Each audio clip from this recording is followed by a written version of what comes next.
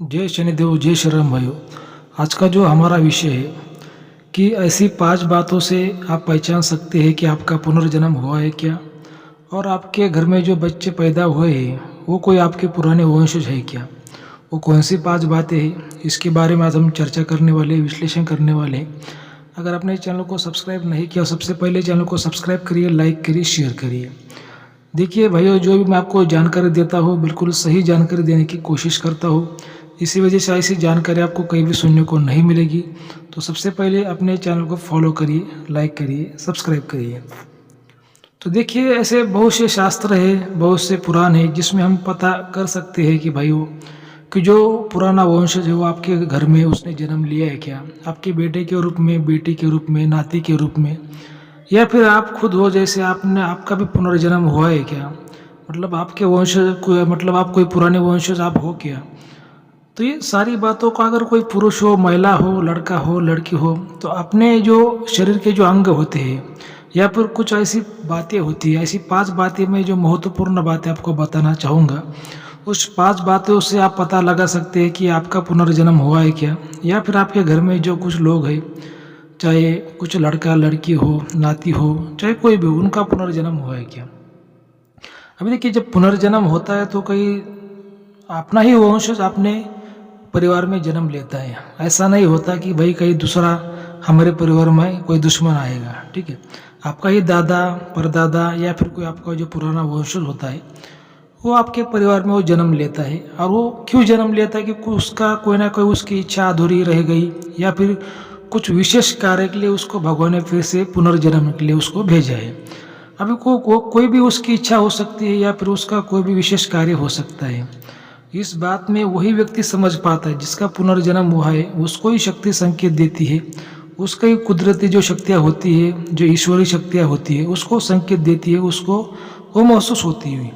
तो वही व्यक्ति समझ पाएगा, चाहे वो महिला हो, चाहे वो पुरुष हो, ठीक है। तो यहाँ तक तो आप समझ गए कि भाई वो पुनर्जन्म होता है, ठीक है। अभी पुनर्जन्म आपका हुआ है या फिर आपके घर में किसी का हुआ है, किसी बच्चे का हुआ है, तो ये कैसे पहचानना है, कौन सी वो 5 बातें हैं।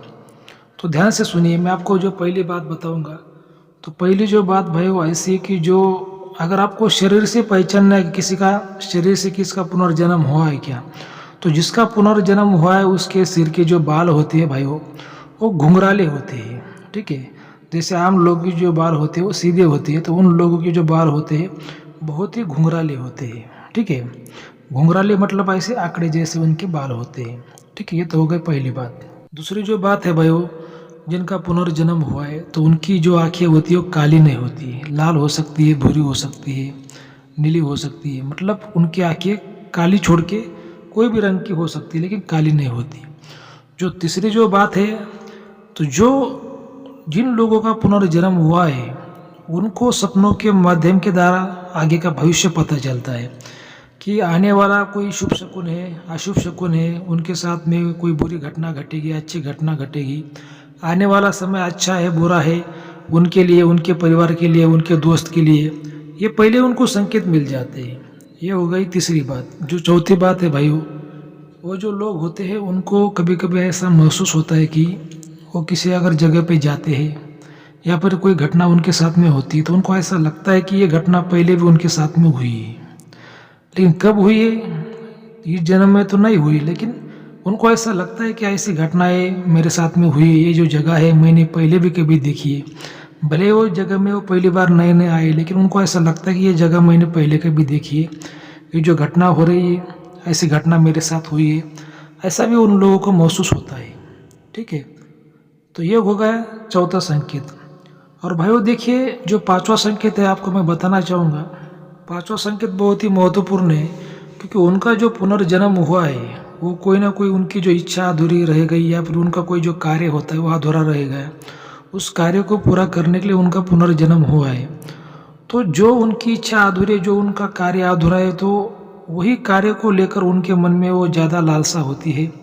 जो उनका पहले अधूरा कुछ बात बाकी थी, जैसे मान लीजिए कि किस पिछले जन्म में किसी का घर बनाना बाकी है और उसका भी ये पुनर्जन्म हुआ है, तो उसको घर बनाने में उसको ज़्यादा रुचि होगी, बन जाए। मतलब जो आपके दिल में जो सबसे ज़्यादा इच्छा है, ठीक है, जिस इच्छा के प्रति आपके दिल में सबसे ज़्यादा लालसा है, तो वही उसी के लिए आपका पुनर्जन्म हुआ है। क्योंकि जो आपकी अधूरी इच्छा थी, अधूरी इच्छा को लेकर ही आपने फिर से नया जन्म आपने लिया है। हो सकता है भाई किसी का मंदिर बनाने की इच्छा है, हो सकता है किसी का दान पुण्य का काम करने की इच्छा है। मतलब ये बात ऐसी कि जो आपकी अधूरी इच्छा रह गई है, तो जो वो इच्छा आपको पूरी करने के लिए आपके दिल में इस जन्म में ज़्यादा आपके मन में लालसा होती है।